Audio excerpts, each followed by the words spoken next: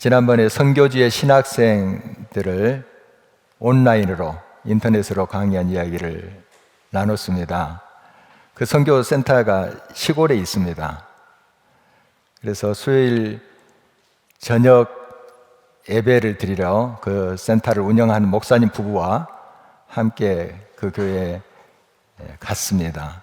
조그만 교회예요. 교인이 몇 명 되지 않는 미자립 교회입니다. 근데 반주자도 없어서 반주 기계 있잖아요. 그걸 틀어놓고 찬송을 하더라고요. 근데 참 그 광경 자체가 은혜로웠어요. 무슨 짜릿한 감동이 있었거나 뭐 큰 은혜가 있었다 그것보다도 그 모습 그 자체가 그냥 은혜고, 그리고 미신이 많은 그런 동네였어요. 그런데 그 교회가 그 자리를 지키면서 성도들은 많지 않지만 그러나 정말 하나님의 역사하심과 또 손길을 바라보면서 함께하는 그 성도들이 참 귀하게 보였습니다. 또 그 목사님 이제 곧 은퇴를 하신다고 하는데요, 그 자리를 묵묵히 지키는 그 모습 그 자체가 참 아름답다, 이런 생각을 했습니다. 짧은 시간에 겉으로 드러난 활력, 은혜 이런 것을 다 느낄 수 있겠습니까마는, 그러나 분명한 것은 뿌리가 깊은 나무처럼 이 교회가 그 자리에 서 있구나 하는 생각이었어요. 정말 뿌리 깊은 나무, 그 나무는 물론 여러 어려움을 겪을 수 있죠. 가지가 꺾일 수도 있고요, 때론 넘어질 수 있어요. 그러나 다시 세워놓으면 살아납니다. 뿌리가 깊기 때문에. 그렇죠. 그런 나무의 모습 좀 연상이 됐습니다. 작지만은 정말 하나님이 그곳에 역사하시고 함께 하심으로 든든히 서 있는 교회 모습 그 자체가 정말 감동이 아닌가, 이런 생각을 했습니다. 우리 믿음의 사람들은 항상 그 믿음의 뿌리를 깊이 내려야 합니다. 어떤 환경, 어떤 조건 속에 있다 할지라도 믿음의 뿌리를 깊게 내리는 그런 인생은, 물론 도전이 있습니다. 어려움이 있습니다. 때로는 꺾일 수 있어요. 그러나 반드시 일어납니다. 반드시 일어나 승리하게 된다는 사실입니다. 고난은 믿음의 뿌리를 더 든든히 받게 하는 도구가 됩니다. 그러니까 고난을 당할 때 크게 두 가지 반응이 있겠죠.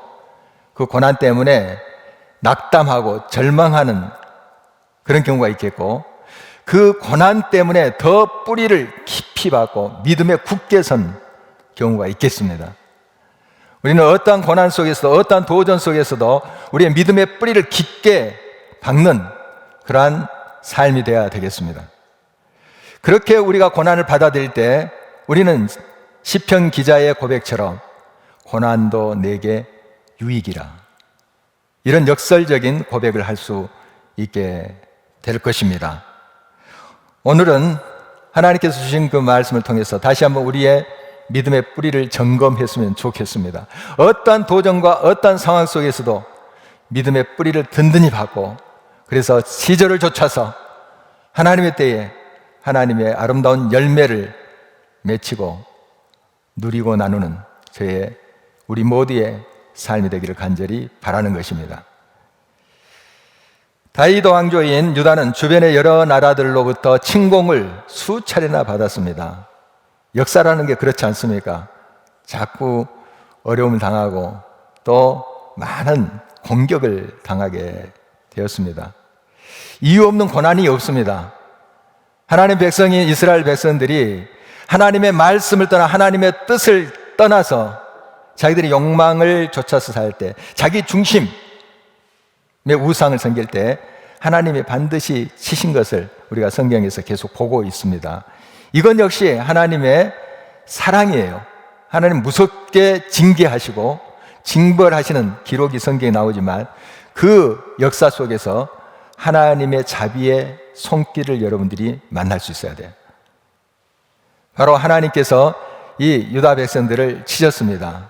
오늘 본문의 배경은 바로 아수르라는 나라에 의해서 유다를 하나님께서 치셨는데요.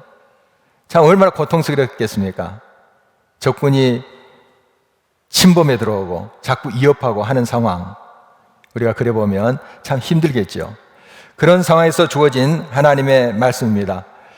하나님의 본심은 다시 말씀드리지만 우리의 구원입니다. 결국 하나님은 우리를 징계하시고 우리를 훈련시키지만 우리를 결국 높이 드세요.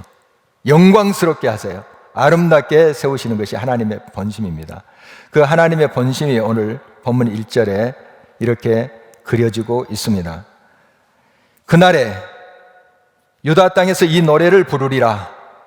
우리에게 견고한 성읍이 있으며 여호와께서 구원을 성벽과 예비역으로 삼으시리로다. 지금 적들에 의해서 유다의 도읍지 예루살렘은 위협을 당하고 있습니다. 참 어려운 가운데 있습니다. 그러나 여호와 하나님께서는 결국 이 어려움을 해결해 주시고 적들을 물리쳐 주시고 그 성을 견고한 성으로, 강한 성으로 세우시겠다 하는 약속의 말씀입니다.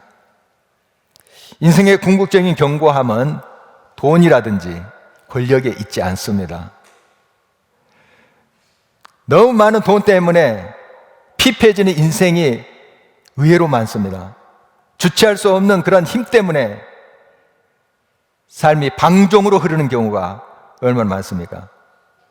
우리의 인생을 견고하게 하고 강하게 하는, 진정으로 우리를 강하게 하는 분은 여호와 하나님이십니다. 하나님이 우리와 함께 하실 때 그 인생은 안전합니다. 하나님이 친히 예벽과 성벽이 되어주셔서 우리를 보호하실 때 우리는 그 안에서 평안합니다. 바로 궁극적인 견고함은, 강함은 하나님이 우리와 함께 하심이 있다는 사실, 다시 한번 기억할 수 있어야 됩니다. 왕위에 막 올랐을 때 솔로몬은 참 신실했습니다. 1000번이나 하나님께 예배를 드리면서 정말 하나님을 기쁘시게 했죠. 하나님이 소원을 들어주고 싶어 하셨어요. 네 소원이 무엇이냐 했더니 솔로몬이 더 큰 나라를 주십시오, 뭐 부와 명예를 더 누리게 해주십시오, 그런 대답을 하지 않았어요. 지혜를 주십시오. 제 많이 부족합니다. 이 백성들 어떻게 다스립니까? 주님의 지혜 없으면 이 백성들을 내가 다스릴 수 없습니다. 그래서 지혜를 구했죠. 하나님 너무너무 좋아하셨어요. 흡족해 하셨어요. 그래서 구하지 않는 부와 명예와 권력을 그에게 허락하신 것을 우리가 잘 알고 있습니다. 그런데 나라가 강성해지고 잘 살게 됐습니다. 금은보화가 막 쌓이게 됐어요. 그러면 더 겸손히 그것을 통해서 하나님과 또 백성을 위해서 사용해야 되잖아요. 그런데 솔로몬은 그렇게 하지 못했어요. 하나님 중심의 신앙에서 자기 중심으로 가버린 거예요. 그래서 온 나라에 우상이 창궐하도록 만든 장본이 되어버렸습니다. 그 결과 그 나라가 반쪽으로 나버리잖아요. 그 아들 르호보암 때에 남북으로 나라가 갈라지지만 사실 그 빌미를 제공한 사람이 솔로몬이에요. 참 어리석은 왕이었던 것이죠. 솔로몬이 초심을 잃지 않고 끝까지 하나님을 향한 마음이 있고 하나님 중심으로 서 있었다면 아마 역사는 크게 달라졌을 것이라고 봅니다. 하나님께서는 심지가 견고한 자를 붙드십니다. 주님을 온전히 바라보며 믿는 자는 어떠한 상황 가운데서도 주님을 인하여 평강을 누리며 나눕니다. 3절을 주목하십니다. 주께서 심지가 견고한 자를 평강하고 평강하도록 지키시리니 이는 그가 주를 신뢰함이니이다. 심지는 마음의 뜻, 이런 말이 아니겠습니까? 마음의 뜻한 바, 그것을 견고히 지키는 자를 하나님께서 평강에 평강하도록 지키신다. 진정한 평강이 그 마음속에 깃든다 하는 것입니다. 우리는 예부적인 환경으로 인해서 평화하니 또 평강이 없니 이런 이야기를 합니다. 그러나 사실 외부적인 환경에 의해서 우리는 휘둘리는 삶이 아니라 하나님으로 인해서 평강하는 삶을 사는 사람들이 바로 저와 여러분들입니다. 하나님의 백성들은 하나님이 계시는 곳에 참된 평강이 있음을 고백하는 사람들이에요. 그리고 그것을 누리며 나눕니다. 그래서 어떤 상황 가운데서도, 어떤 환경 가운데서도 참 평강을 그는 누리게 된다는 사실입니다. 우리가 진정 하나님을 만남 없이, 하나님과 동행하는 그 확신 없이 살 때에 늘 불안에 쫓기게 됩니다. 마음이 안정되지를 못해 평강을 잃어버립니다. 그래서 그 평강을 찾기 위해서 하나님 대신에 대체물을 찾는 경향들이 많습니다. 우리 크리스찬들도 그래요. 하나님을 찾아야 되는데 내가 불안하고 두려움을 느낄 때 빨리 하나님을 찾고 참 평강을 누려야 되는데 하나님 대신에 대체물을 찾아요. 그건 바닷물과 같이 우리의 갈증을 더 가중시킬 뿐입니다. 진정 하나님을 온전히 찾고 하나님을 붙잡아야 되는 것이죠. 요즘 특별히 젊은이들에게 MBTI라는 성격 유형을 구별하는 그런 조사죠. 그것이 유행입니다. 그래서 무슨 전략가형이라든지 중재형이라든지 뭐 이렇게 그 성격을 분류하는 거예요. 여러 이제 설문을 이렇게 이제 여러분들이 표시를 하면 그것에 따라서 이 사람은 어떤 성격의 사람, 이 사람은 저런 성격의 사람, 이렇게 분류하는 거예요. 한 16가지로 이제 분류하는 것이 MBTI인데요. 이 MBTI, 지난해 말 한국 리서치에서 전국 성인 남녀 1000명을 대상으로 조사를 했습니다. 그 대답하시는 38%, 10명에서 4명이 이 MBTI를 잘 알고 있다, 이렇게 대답을 했습니다. 그 중에 18세에서 29세 사이 청년들이죠. 80%나 잘 알고 있다. 그래서 청년들이 이 MBTI에 대해서 잘 알고 있습니다. 그거 모르면 대화가 안 될 정도예요. 그리고 너는 어떤 성격의 사람, 나는 어떤 성격의 사람, 이런 것을 이야기하는 것이죠. MBTI는 지금부터 78년 전 1944년 미국의 심리학자 캐서린 브릭스와 그의 딸 이사벨 브릭스 마이어스가 공동으로 고안한 것입니다.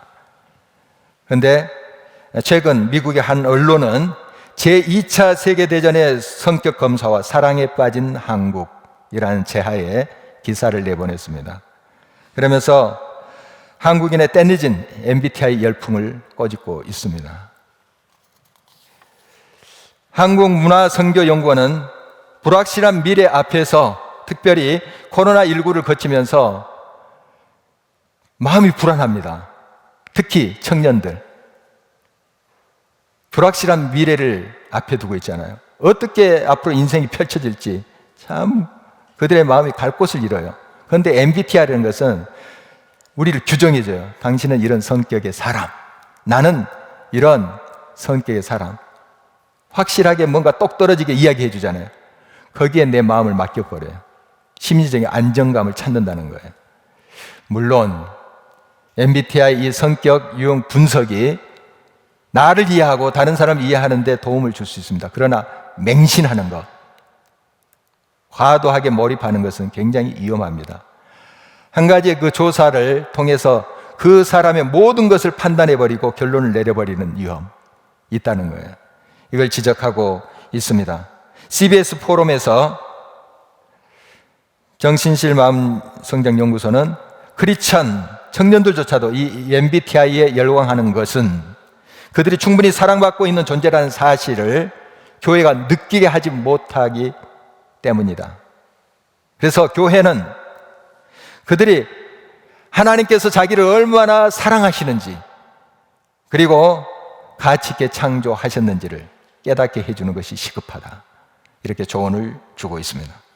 오직 여호와만을 바라보며 그를 붙잡는 자만이 마음의 평강을 누립니다. 어떤 대체물을 가지고 거기에 내가 안정감을 찾고 평강을 찾으려 하는 것, 물론 잠시 동안 평강할 수 있습니다. 안정감을 가질 수 있어요. 그러나 근본적인 안정감을 찾지 못합니다. 오직 우리를 안정감 속으로, 참된 평강 속으로 인도하신 분은 하나님밖에 없습니다. 하나님만을 붙잡아야 돼요. 하나님을 인격적으로 만나야 돼요. 그래야 할 때 그곳에 참된 평강과 안전함을 경험할 수가 있는 것이죠. 하나님 교만한 자의 편안함과 평안함을 빼앗아 버리십니다. 5절을 보시겠습니다. 높은 데에 거주하는 자를 낮추시며 소순성을 헐어 땅에 엎으시되 진토에 미치게 하셨도다. 아수르가 지금 하나님의 백성들의 유다를 침공하고 괴롭히고 있잖아요. 참 교만했습니다. 제가 사진으로만 봤는데요, 그 아수르 성의 부조 있잖아요. 벽에 이렇게 새겨놓은 부조 보니까 아주 잔인한 짓을 많이 했더라고요. 그 포로들의 코를 다 깨요, 줄로. 그래가지고 줄줄이 엮어가지고 끌고 가요. 톱으로 포로들을 켜는 것도 있더라고요. 정말 잔인했습니다. 정말 떵떵거리면서 누구도 나를 건드리지 못한다 이렇게 했던 나라가 아수르였어요. 그 수도가 니느웨인데요, 이 니느웨는 굉장했다고 합니다. 높은 곳에 구축된 그런 성읍인데요, 난공불락의 성이라고 이렇게 불렸다고 합니다. 성 둘레만 해도, 성곽의 둘레만 해도 12km, 대단히 큰 성입니다. 12km. 그리고 성 주위로 해자, 쭉 물이 도는 해자가 있는데 해자의 너비만 해도 24m. 대단한 거죠. 티그리스 강이 그쪽으로 들어와서 한 바퀴 돌고 흘러갔대요. 그렇게 만든 것입니다. 그리고 성 벽의 그 너비, 마차가 3대 지나갈 수 있을 정도로 한 10m 정도 됐다고 해요. 어마어마하잖아요. 그리고 20년간 먹을 양식을 비축하는 창고가 있었대요. 대단한 성읍 아닙니까? 그러니까 교만했습니다. 우리는 안 무너져. 어떤 적이 쳐들어와도 우리는 넘어질 수 없어. 교만했어요. 웬걸요? 하나님이 치셨잖아요. 우리는 그 역사를 알고 있습니다. 오늘 말씀 그대로 높은 데에 거주한 자를 낮추시며 소순성을 헐어 땅에 엎으시되 진토에 미치게 하셨도다. 역사가 증언하고 있습니다. 교만은 패망의 선봉입니다. 넘어짐의 앞잡입니다. 심지가 견고한 자, 믿음의 뿌리를 하나님께 놓는 자, 늘 겸손합니다. 조금 있다고 해서 교만하거나 조금밖에 없다 해서 절망하지 않습니다. 그는 자기 안에 선함이 전혀 없음을 인식하고 오직 하나님만이 나의 힘이시고 능력이시고 나의 소망이시라는 것을 고백하며 하나님만을 붙잡습니다. 겸손한 사람은 자기의 지혜와 능력을 그래서 결코 의지하지 않습니다. 진리와 생명이신 하나님의 말씀을 꼭 붙잡고 그 말씀을 사랑하는 특징이 바로 심지가 견고한 사람의 특징입니다. 찰스 스펄전은 그의 책 약속하신 대로 해서 지구상의 모든 생명체가 자기의 먹을거리가 있잖아요. 자기 먹이가 있어요. 하나님 다 그렇게 공급하십니다. 조그마한 그런 벌레라도 하나님이 그에 상응한 먹이를 주세요. 다 있어요, 다. 그와 같이 우리가 하나님의 자녀로서 하나님의 자녀에 딱 맞는 생명의 양식을 하나님께서 공급해 주신다는 거예요. 여러분의 삶의 여러 정황 속에서 꼭 여러분의 맞는 말씀이 있다는 것을 하나님께서 여러분들 약속해 주시고 있는 것입니다. 여러분, 하나님의 생명의 말씀에 모든 길이 있습니다. 여기 모든 답이 있어요. 우리의 생명의 양식이 되는 말씀이에요. 열쇠가 여기 있어요. 이게 대전제입니다. 하나님의 말씀 속에 모든 길이 있다는 거예요. 이곳에 생명이 있고 생명의 양식이 있다는 사실입니다. 그런데 그 말씀을 우리가 만나지 못하고 있다면 우리가 아직 그것을 찾지 못했거나 찾았으나 그 말씀을 온전히 이해하지 못한 까닭이다. 스펄전은 그렇게 이야기를 하고 있습니다. 스펄전은 이것을 이제 한 비유를 들어서 이렇게 자세히 설명합니다. 벽장에 이제 기중품이 있는데요. 그 벽장을 여는 열쇠를 잃어버렸어요. 그래서 집에 있는 열쇠들을 가지고 다 이렇게 열어보지만 안 되는 거예요. 그래서 열쇠 수리공을 불렀습니다. 요즘은 좀 다른 양상이겠지만 스펄전이 살았던 당시에는 그런 열쇠 수리공이 열쇠 꾸러미를 가지고 온대요. 거기에 열쇠들이 막 주렁주렁 달려 있는 거죠. 그래서 이제 하나하나씩 열어보는 거예요. 아마까 하다가 드디어 딱 맞을 듯이 열쇠 구멍에 들어가는 열쇠가 있어요. 그런데 안 되는 경우 있어요. 여러분도 그런 경우 있잖아요. 집에서 딱 맞는 것 같은데 끝에 뭔가 안 맞아서 그 열쇠가 문을 열지 못하는 경우 있잖아요. 그런데 이 열쇠공이 가만히 보니까 계속 이제 시도를 하는 거예요. 하다 결국 찾아낸다는 거예요. 그리고 탁 하면서 문이 열린 것을 비유하고 있습니다. 여러분의 삶 속에 분명히 하나님께서 답이 되십니다. 하나님의 말씀에 열쇠가 있어요. 이게 대전제입니다. 열쇠 꾸러미에 거기에 맞는 열쇠가 있어요. 그러나 찾는 것이 쉽지 않아요. 실망하지 마십시오. 대전제는 반드시 열쇠는 있다 이거고요. 그리고 열쇠 수리공이 딱 그 문을 보면 어떤 열쇠가 맞을 것 같다 감이 와요.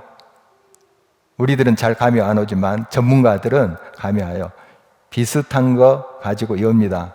열 듯 하면서 안 열리면 또 비슷한 거 가지고 감이 와요. 여러분, 하나님의 말씀을 늘 가까이 해보십시오. 여러분의 여러 문제 앞에서 그 말씀을 가지고 시도해 보세요. 그러면 느낌이 와요. 어떨 땐 딱 맞지 않아요. 맞을 듯 하면서 그 말씀이 탁 부딪혀 오지 않습니다. 그러나 어떤 순간에 달칵 하면서 말씀이 부딪혀 옵니다. 항상 내가 잘 알고 있는 말씀, 애우고 있는 말씀이 어느 순간에 탈칵 하면서 역사하는 거예요. 말씀에 길이 있습니다. 답이 있습니다. 그 말씀을 늘 삼으면서 가까이 하십시오. 그러면 어떤 문제 속에 어떤 말씀이 역사하신다 하는 걸 여러분들이 느끼게 됩니다. 그리고 어느 순간 그 말씀이 역사하는 것을 경험하게 된다는 사실입니다. 영혼의 밤과 영혼의 어두운 터널을 지날 때 우리는 이것이 영원할 것 같은 그런 느낌을 받을 때가 참 많아요. 그러나 반드시 모든 문제를 해결하시는 그 주님이신 것을 여러분들이 믿으셔야 돼요. 주님 반드시 약속하신 대로 이루십니다. 이 믿음을 가진 자는 인내합니다.